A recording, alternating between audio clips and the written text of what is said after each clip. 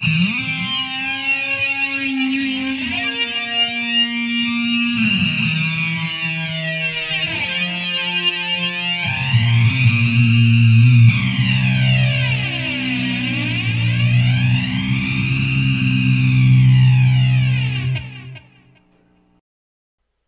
and welcome, my fellow viewers. I'm Rubescent the Collector Dragon, and today I'm going to be doing my first ever unboxing review. That's right, I am reviewing a collector's edition, and I know what you must be asking yourself. How can you review a collector's edition? Well, I'm basing it on 4 types of criteria. 1, content. What is in the collector's edition? 2, how functional is that content? 3, how appealing is this content? And 4, how much did you have to spend on this thing? My collector's editions reviews are based on a scale of good thing you got this, go out and get it. It's a good thing for collectors. If you missed out, it's not a big deal. And if you got this, I am sorry. So now, let's begin. Today, I'm going to be reviewing Final Fantasy X-10-2 HD Remaster. As terms of box, it's pretty cool. It actually feels weird because it's like two game boxes stacked on top of each other or something, but it still looks really, really nice. And I like it. So, good points so far, although kind of generic as far as the cover's concerned, in my opinion. But still, nice. So here we have the collectors. Just so you know, this was only available off of the Square Enix website. That was the only place where you could get this. So I just wanted to make a little note of that. This is actually a slipcover, which is kind of nice. And ooh, this is pretty. You've got this nice artwork from the first game and this nice artwork from the second game, which I remember from both games when they first came out. All right, so we've got our typical. We actually have the typical Square Enix membership code thing, product registration card, and like a instruction manual paper thing, which is pretty typical in games, PS3 games specifically nowadays, where it's just like a slip of paper for the instruction manual.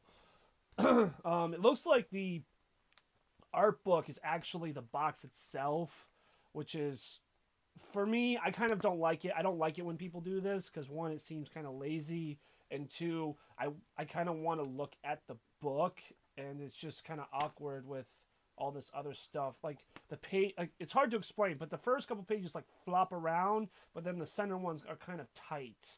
I don't know. I just kind of wish it was an actual book instead of all of it in one. But hey, whatever. It's still nice. It has nice pictures from what I can flip quick see. Here's our lithographs, and this is weird. Looks like the soundtrack is actually on a Blu-ray disc, and it has instructions on the back here about how to listen to it from Blu-ray players, as well as how to get an MP3 copy from your computer of each song. So this is really odd. And then inside is the track list, which is nice. That's nice. I actually used to have the Final Fantasy X and 10. No, I think I had Final Fantasy X-2 soundtrack, but I got this mainly for the soundtrack so I can have both, just to make sure that I still have it, because a lot of my old soundtracks as a teenager got lost or stolen. I don't know which. We got obviously another thing you got here was the lithographs, which came with the pre-order of the Vita version, or if you got the collector's edition. These are all really nice. We've got Cloud and Yuna from the first game. Yeah. We've got the famous water scene. Cloud and Yuna from the second game. Cloud. Oh my god. Titus. Titus and Yuna. Not Titus. Titus and Yuna. Wow. And then we've got essentially the covers of the first two games, which is nice. They look pretty. It's not special, though, in my opinion. They're nice, but they're not, how should I put this, like, unique. There's a lot more unique photos in the art book itself. So, yeah. And then here we have the game and soundtrack right there. So, yeah. Okay, so that was the collector's edition as far as content. As far as content is concerned, it's kind of lackluster, actually. I mean, it's just a soundtrack, an art book, and some photos. And then the soundtrack sounds like it's going to be a little bit of a pain to function, because instead of using just a regular CD, they decided to make it Blu-ray with a menu and everything in Blu-ray players, which is weird.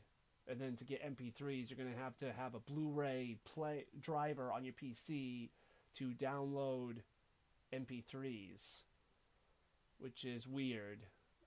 So yeah, that's kind of it's not very big on content. And then appealing wise, it looks really pretty. So appealing, it's got a lot of value there, I guess, but functionality not so much. I mean, you got the soundtrack. That's pretty much all you got. And then the art pieces you can hang up or frame or whatever, but it's still not, I mean, it's just pictures, which is pretty nice. That's nice appeal, but not nice in function. So it's kind of a double-edged sword. But here's the kicker. How much do you have to spend on this collector's edition? Well, considering that it's Square store only, and that it's not the price of a retail value game, I don't think. No. I don't remember. Hang on. Gonna go look it up. So I did some more research on the Final Fantasy X-2 HD Remaster. And so here's how much you have to pay for this thing. Alright. It's $80 off the store. And remember, this is only available at the store. It is currently available online still at the store, but I don't know how long that'll be gone for, and if it'll even still be available by the time this video gets posted, so I'm not so sure about that. But it's available right now, but it's $80. The game itself is only $40. So you're paying like $40 for all this content. Not worth it, in my opinion. And because you're getting it off the store site, it's the shipping is outrageous. Let's just put it that way.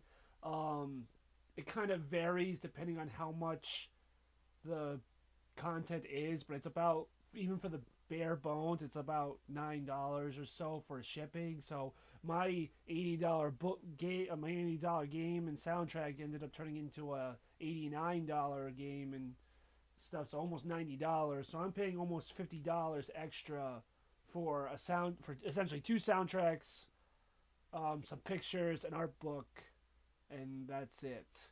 So my final rating for this game collection is I'm sorry you got it. If you got it, I'm sorry.